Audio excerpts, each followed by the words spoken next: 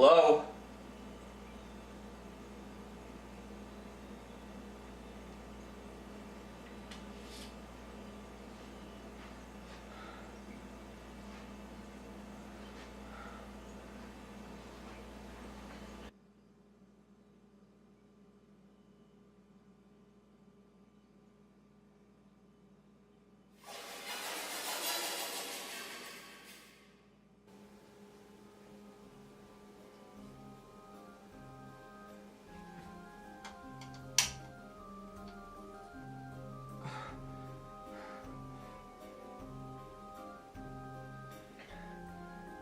Hello?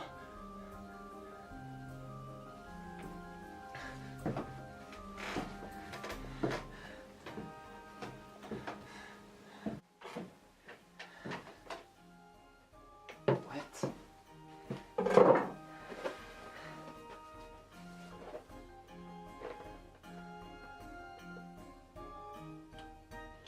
Hello?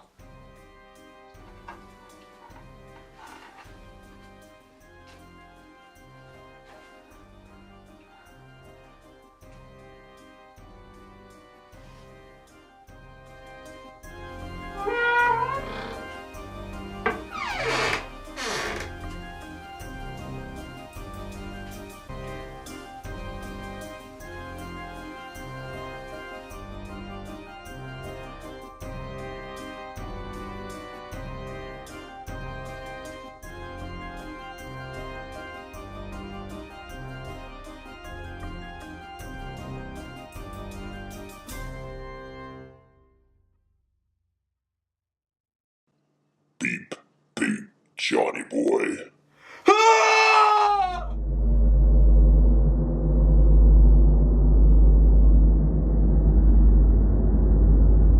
Hello folks and welcome back.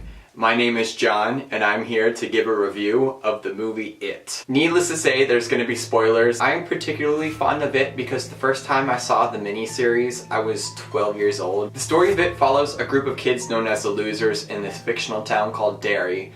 And the kids of this town start disappearing. One by one, the kids of this town have encounters with this frightening creature that appears to them in the form of their worst fear. It opens up with these two kids, Bill and Georgie. Bill being the older brother that has a stutter, and Georgie being the younger brother. The little boy that plays Georgie reminded me so much of my younger brother. The relationship the two of them had, I felt really invested in it from the start. I know how the story goes, and I know that Georgie wasn't going to make it very far into this movie. In this movie, you actually see the clown bite into Georgie's arm and then pull him into the sewer as he's crawling away with his nub arm. Georgie and Pennywise are talking and they're laughing and they're being so awkward, saying pop, pop, talking about popcorn. Pennywise gets quiet and very serious. This sends a shiver down Georgie's back, suggesting the hints of the children taste better to this clown when they're afraid. I'm just gonna go right off the bat and let you know that It isn't actually a clown. It isn't even from this planet. There's a scene in the book, one of the kids sees Pennywise standing with two objects in his hands.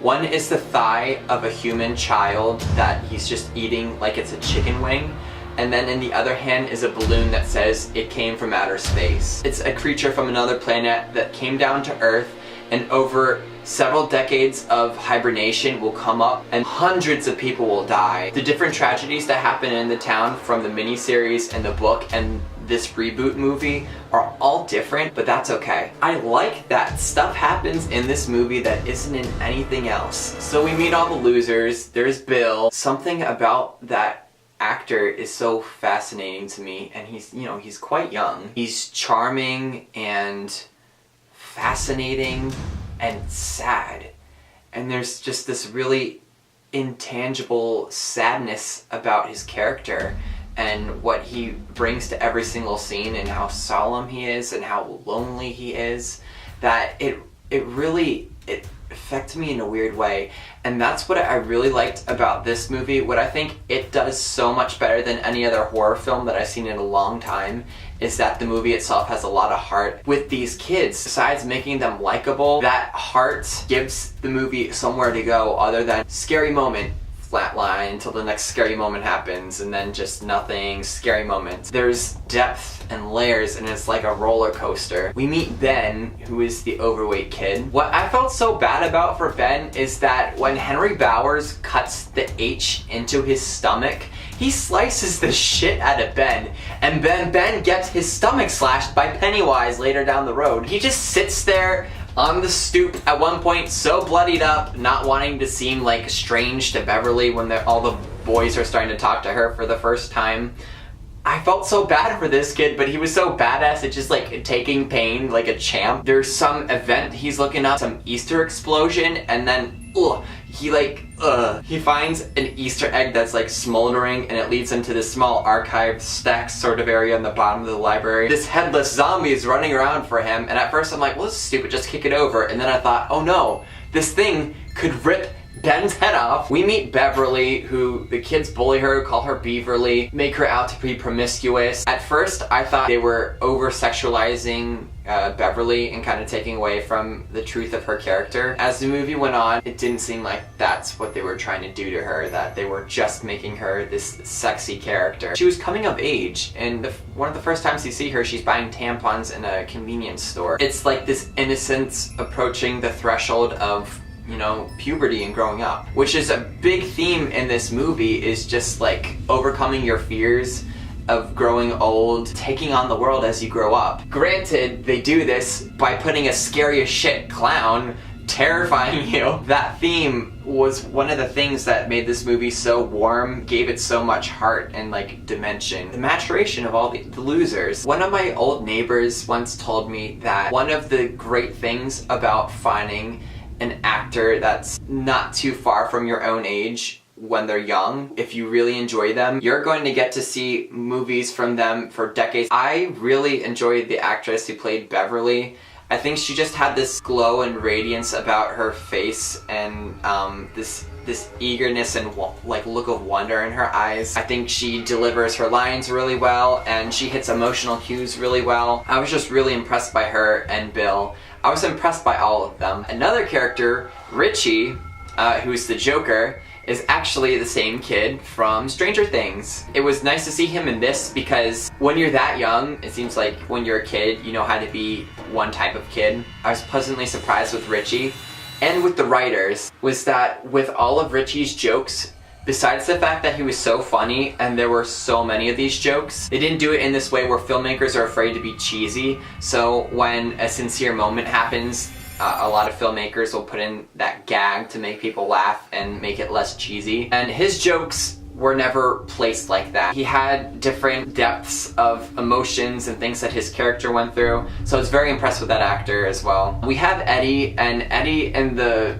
old movie was definitely a lot more wimpy. And while this kid was wimpy in the same spirit as Eddie in Stephen King's book, he was also quite funny as well. He had excellent facial expressions. When he was seeing Pennywise in the back of that crack house with the pyramid of red balloons, that fear in his face and like his eyebrows, excellent. And holy shit, that was nasty how broken his forearm was. Beverly and her father, when I watched the first movie, I was 12 that time. I never really realized how pedophilic almost it felt, the relationship between Beverly and her dad. It's so overwhelmingly icky without them overdoing it. Ugh. I don't know what it was about her dad suddenly becoming fascinated with her as she was developing boobs and buying tampons for the first time. One of the few moments, other than Georgie and the sewer grate, that they kept between the last movie and this movie was the scene where Beverly was hearing the voices of the dead kids in her sink. Then the blood splatters everywhere and her dad doesn't seem to see it.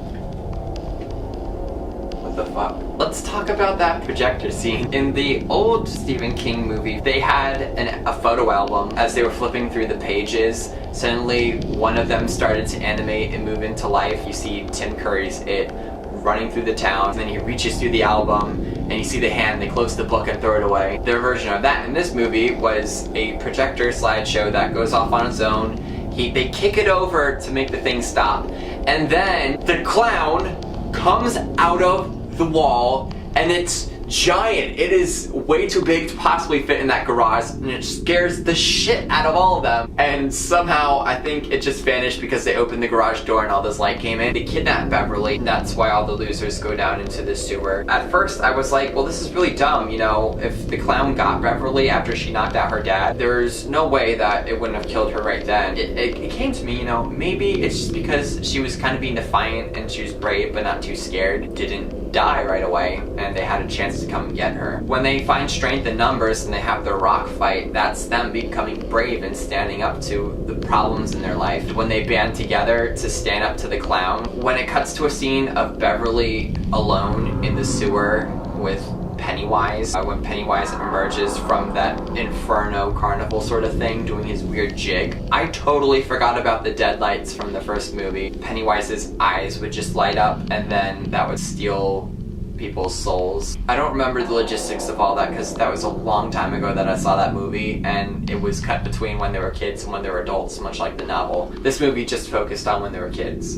And something that Stephen King does really well is write dialogue for kids. That's something that's difficult for a lot of authors. After they all do their blood promise at the end that they will come back, if it ever comes back, I thought it was interesting that Bill and Beverly sort of ended up together. I mean, not together, but they had that kiss in that moment, and I was kind of rooting for that the whole time, and I don't know why, because Ben was very sweet, and I don't understand why I wasn't rooting for Ben to get the girl over Bill. All of the kids that were floating were literally floating, but in the old movie, the reason they're floating is because they're floating in this web of Pennywise who take the form of a spider to harvest the victims. They had a nice little homage to that in that last scuffle. His arms became the two front legs of what looked like a crab at first, but then, you know, it was very obviously a spider. And something else that I liked was the scene where Ritchie gets trapped in the room with all the clown statues, is that when he's approaching his coffin,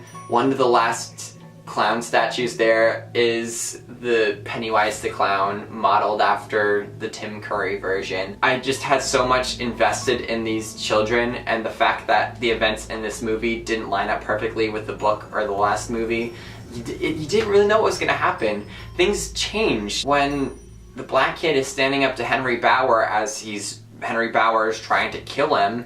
He tackles him down the well, and that's how Henry Bowers dies. Henry Bowers grows up to be an adult locked in an insane asylum in the last movie. And Henry Bowers, when you see how his dad terrifies him and belittles him in front of his friends, you begin to feel sympathy for him, and it makes you not excuse his actions after that, but at least understand where he's coming from. He was manipulated by the anger he felt from what his dad was doing to shame him and not nurture and love him. There's like that little sing-along thing with the bouncing ball and saying, "Kill them all, Henry," something like that. And he ends up killing his dad with a switchblade. The grown-ups in this movie are all harmful to the children for some reason. I don't know what Stephen King had in mind when he was writing that. Eddie's mom, who insisted that he would be sick, so that way she had that sort of control over him. It became increasingly apparent that every parent in this movie only had negative interactions with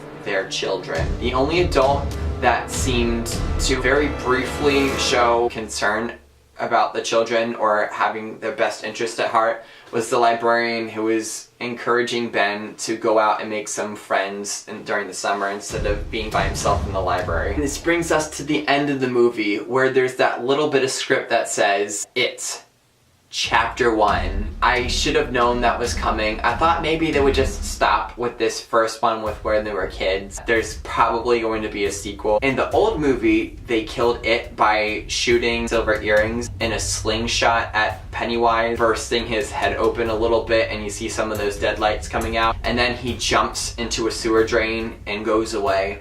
And they think that it's over, but they're not sure. And in this one, it's a little more definite that he survived. And oh man, I love that. And the last scuffle, the way that all the kids are fighting for each other. Beverly impales his head. I forgot to talk about Stanley. I didn't really remember so much about Stanley before because I couldn't think of, like, I don't remember a Jewish character in this. I remember in the old It movie, Stanley was very much a Boy Scout, and whenever they were in the sewer and he was trying to calm himself down, all he'd do is mutter the scout oath, And as I was watching him getting his face bitten off by the creepy painting, all I could say is, "Oh, my honor, I will do my best to do my duty, God of my country, to obey the scout law, to help other people at all times, to keep myself physically strong, mentally awake, and morally straight." He was just so mean to the other characters. Something about him just wasn't sitting right with me. I was able to excuse it because in the novel, when they're all grown up and the black guy gives Stanley the call that it is back and they need to come back to Derry, he kills himself. I can't be upset with him because that's what his character is supposed to do. And I did like that he sort of came around at the end and was all about helping him out. I just also want to mention really briefly a couple scenes from the book that I haven't seen in either version of the movie.